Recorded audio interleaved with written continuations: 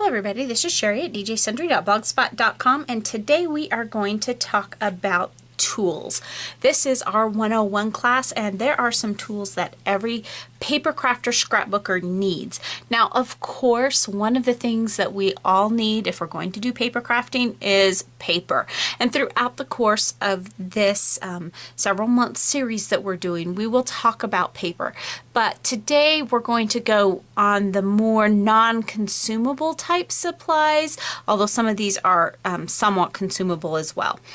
So we're going to start with the very basics. What do I need to get started? So obviously, if you're going to be stamping or card making or anything like that, you're going to need some stamps. You're going to need an ink pad, and you're going to need an acrylic block.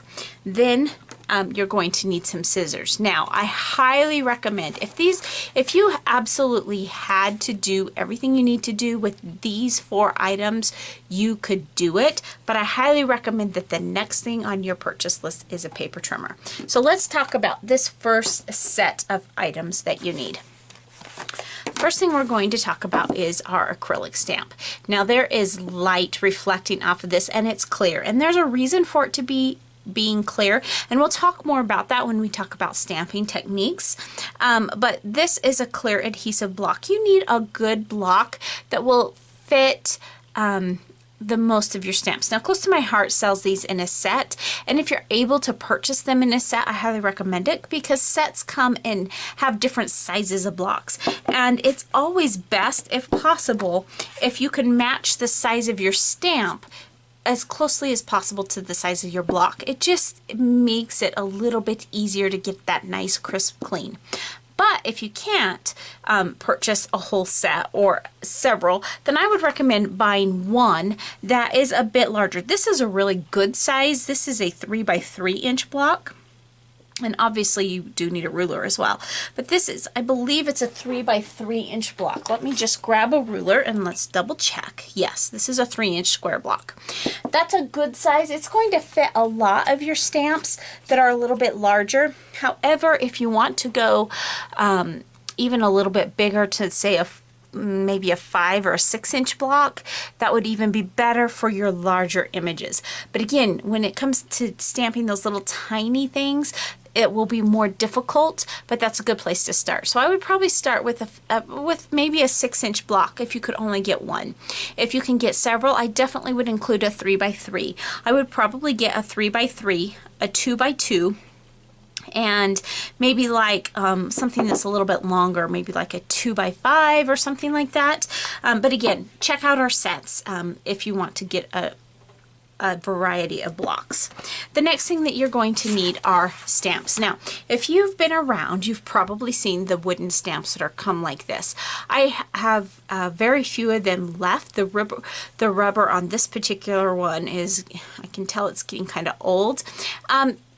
These are fun. They were also quite expensive eventually. I mean, you could get them on clearance and stuff, but they end up being quite expensive. And the other thing is you can't really see where you're positioning it as well as you can with the acrylic block, which you'll see when we talk about that when we do stamping techniques. Now, you'll of course need stamps. So there are different ways that stamps come. Close to My Heart only has these acrylic, or I'm sorry, these I can't even think what they're called. My acrylics, yes, my acrylics stamps, and they're clear, so when you peel them off the backing, you can just stick them onto your block like so. This is my favorite type of stamp because you can see where it's going so well. Now, there are other stamps that will also work with this particular type of block. You can hear my Alabama back there scratching. But these are a different type of cling mounted stamps, but they also work on the block. So if I pull this one off, you can see it also adheres to the block. So these tend to be rubber on one side and then the cling mount on the other side.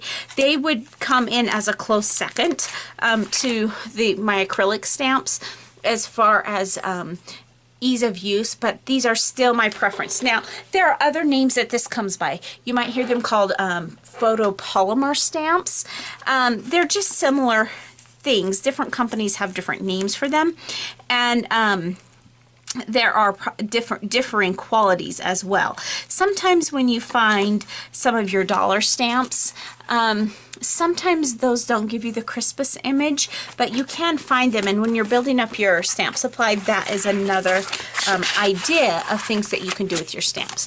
Now, one thing that I love about the Close to My Heart stamps is they come in these packets, and they pretty much all, with the exception of our little tiny ones like this, they pretty much all come in this size of packet, so that even if it's a smaller stamp, the packaging is the same, so they're easier to organize and keep together. So I really like that because they fit in my organizer perfectly. The next thing you're going to need is obviously a stamp pad. Now, throughout, we may learn some other techniques and some different things that you can use with your stamps, but the very most basic stamp pad that you need is a black stamp pad. And the reason why is because it's going to be your most versatile.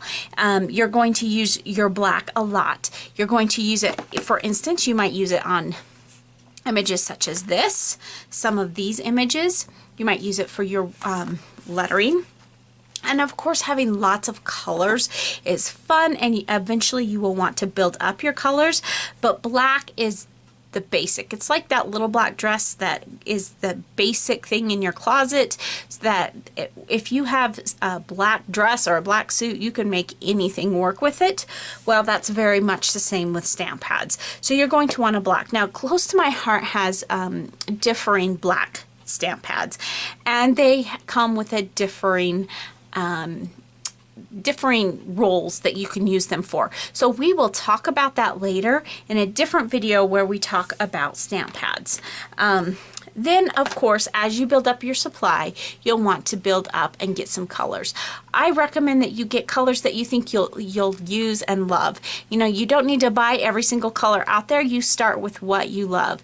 And if you have a stamp set, for instance, this stamp of the month from September has a pumpkin on it. Well, obviously I would need an orange stamp to go with that. So when you're thinking about stamps or stamp pads, you want to think about, what stamps do I have? What could I use to match them? And then you start building out from there. So again, we'll talk more about inks in a different video. So then we need basic scissors. Now, I love these scissors from Close to My Heart.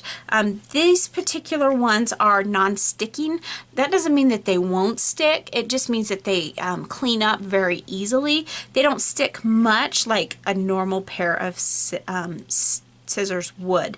I like this size because they're precision point and they're small. Another one that you could find that I would consider very similar to these from Close to My Heart are the Cutter Bees, and sometimes you might be able to find those on sale at Michael's or Joann's or somewhere. So just keep an eye out. And then before I had these scissors, my Cutter Bees were my go-to scissors. They were little yellow handled scissors, and I loved them. So if you had those things and some paper, you really could do what you needed to do. So now let's take it to the next step and talk about the next item I would purchase on the list as far as tools go, and that is a paper cutter. Now, back when I started doing this, the first one I got was an 8.5 by, it cut 8.5 by 11 inch paper very well. It's a slide cutter. Now there are different ones on the market. You can get chopping cutters, you can get rotary cutters. I actually have both of those, but this is my go-to cutter. Now, like I said, you can get them smaller than this, but I would not recommend it. If you're going to put out the money to get a paper cutter, I would not get smaller than one that would cut a 12-inch sheet of paper, because at least from Close to My Heart and from many places, the 12 by 12 paper is the most common size. Now you can still get 8.5 at a lot of crafting stores. 8.5 by 11, which is your standard copy paper, your standard paper that you would run through your printer. Those are all 8.5 by 11 inch sizes. But in the scrapbooking world, most of your pattern paper comes in 12 inch. So that's why I would recommend it. We're going to talk about this in our next video and about some of the uses for this, because it is a cutter, but you can also use it to help score, and we're going to learn about that. And so this is definitely on the very top of my list. I would make a purchase right away if you didn't have one of these. Now you can get these from Close to My Heart, but I told you, when I describe this video, I am all about helping you save money too, and I want you to buy things from Close to My Heart, but sometimes you have to look at it and say, okay, if I can get this less expensive somewhere, that gives me more of my budget that I can use on stamps and paper and embellishments that I can only get from Close to My Heart. So I think I got mine from Joann's. So check out a 12-inch paper cutter. So that takes us out of the most basic most basic tools.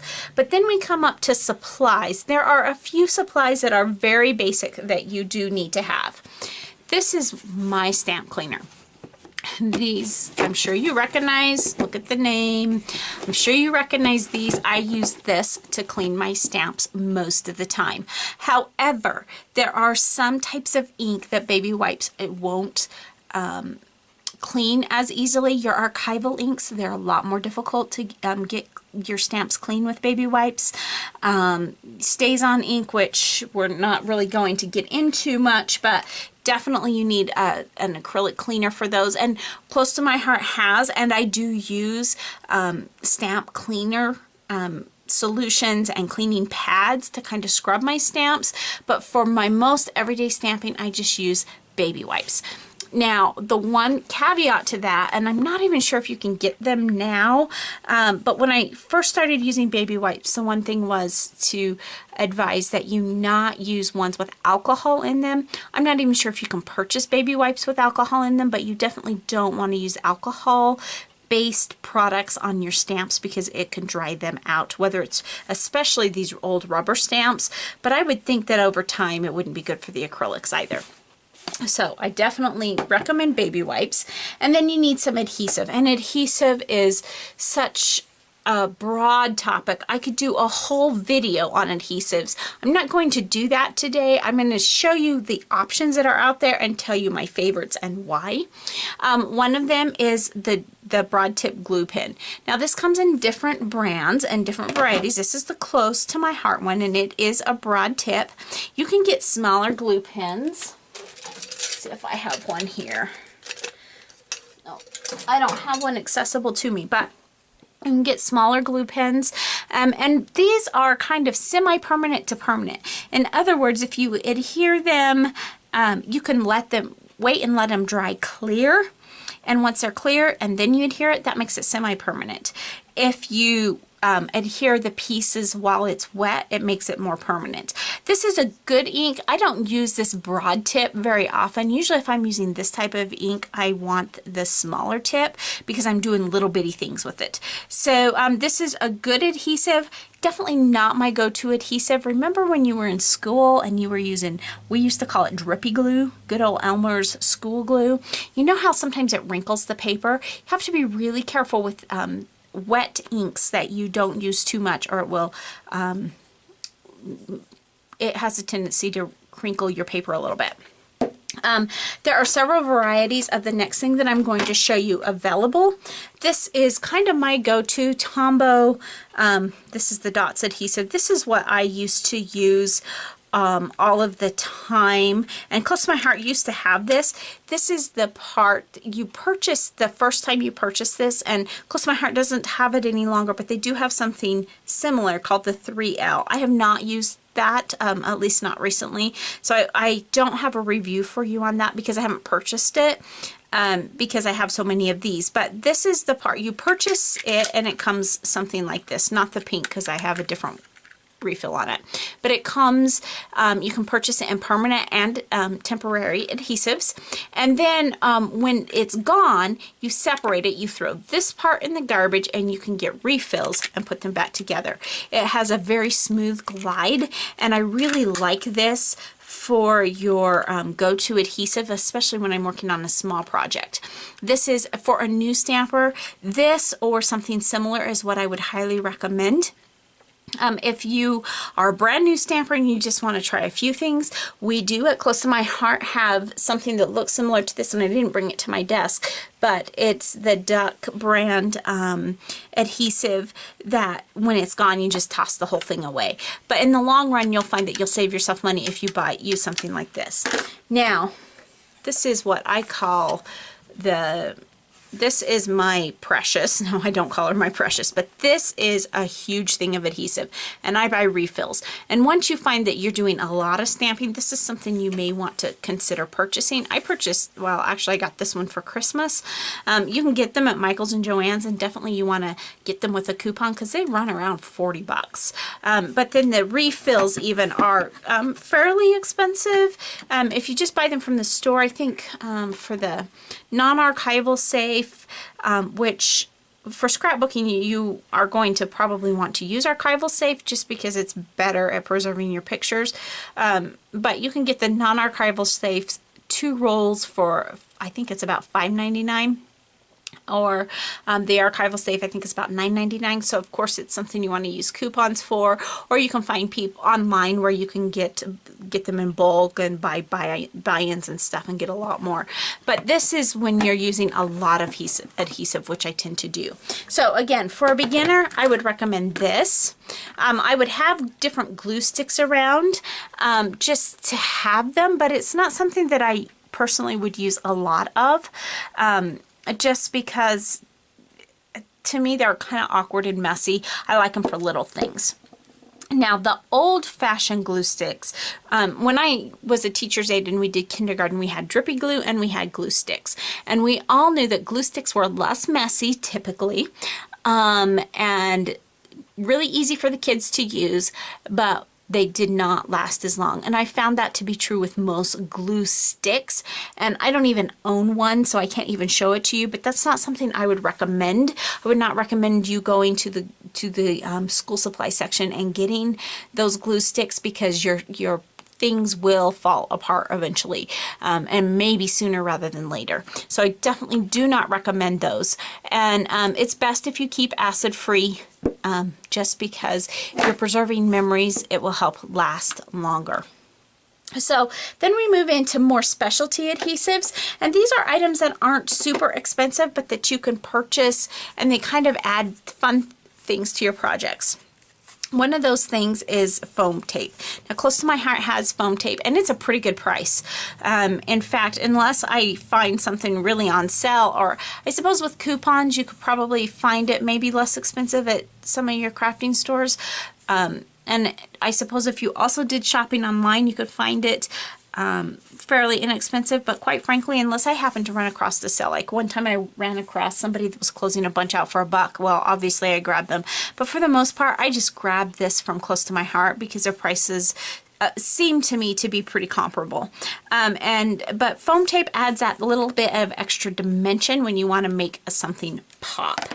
Another thing that you can also purchase from Close to My Heart are glue dots, and I know you can't even really see that on there, but glue dots are just things that the fun thing about glue dots is when you peel it off, I mean, it really is a dot, but you can even roll them between your fingers like this and then use it to stick down some embellishments.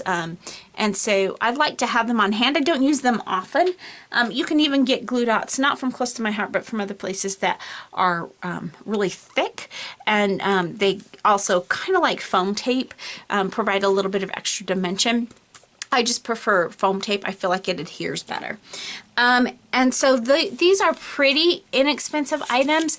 If I had to choose one over the other for a basic, I definitely would go with the foam tape, just because you can cut off what you want. It's really simple to use. It's double-sided, so when you roll it off the roll, one side's sticky and the other piece of paper you just peel off and it makes the other side sticky. So I use that a lot, and in fact our project, we may use some for a project.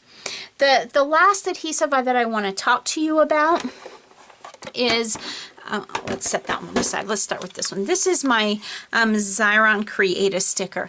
Now this is my go-to. For instance, if I was doing something like something really delicate, such as this hello, I want to make a sticker out of it because yes, you can use this, and I have, but it can get a little bit messy, whereas this, if I turn it into a sticker, which this one won't fit in there, but if it was a little bit smaller, I can run it in here and turn it into a sticker, and it makes my life so much easier.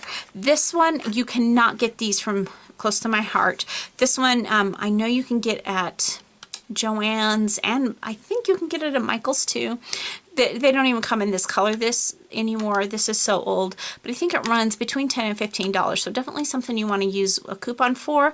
And I use it rather, I mean, you could, these are the adhesive refills that you go in there. They run about $6 or $7, I think. I can't even remember. I have a pretty good stash of them, but this is very definitely anything about an inch or smaller that you want to turn into a sticker. This is my go-to one. Now I have a couple of others. This one is the 250.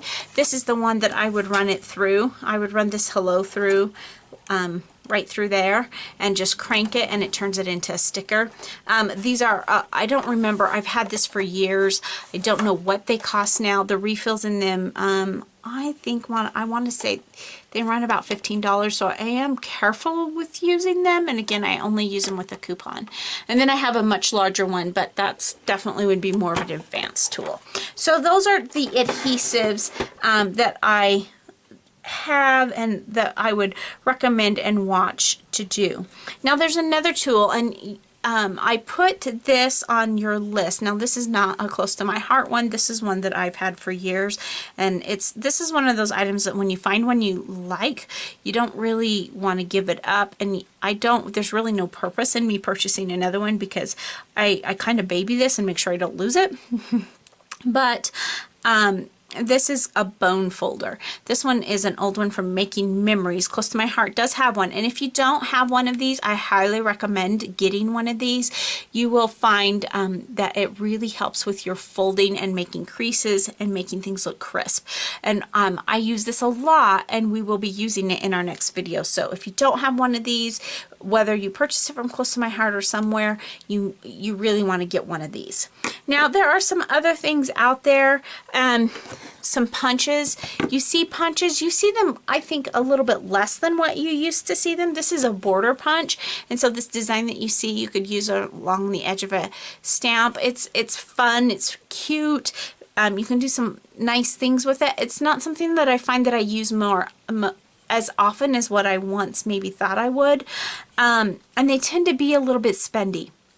So you can get them, but like this one would probably end up being $10 or $15 just for this one punch. And of course you can use a coupon, but if you find one and you really think you're going to use it and you want it, I would say get a coupon and get it, but it's not something that right now I would really recommend investing a lot of money into.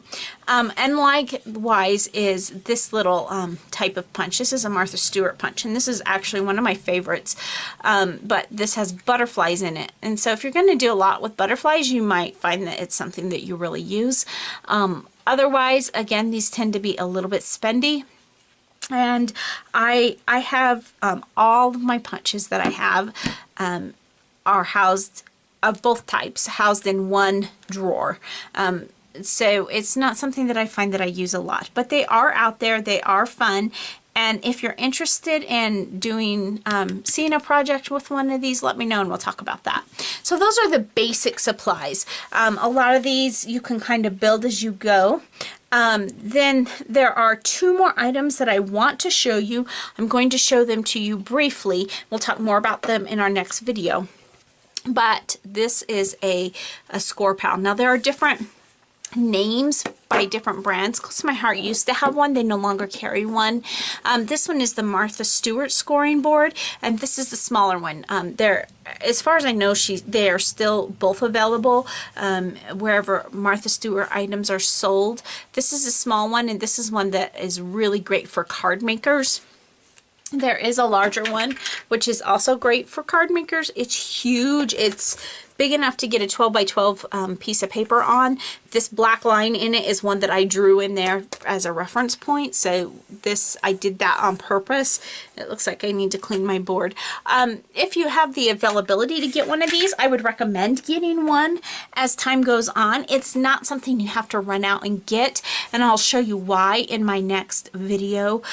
Some alternate things that you can use instead, but I do find that I grab these, I keep them close to my fingertips because I use them quite often. So this is definitely maybe a Christmas wish list type item. It's something I would put on the list. So that gives us a start at the basic tips and tools. As we go through the course, again, as I mentioned, later we'll explore some of our larger tips, our larger tools that are available, and find fun things that you can do with them. So thanks so much for stopping by today, and remember, take some time to enjoy the little things. Have a great day. Bye.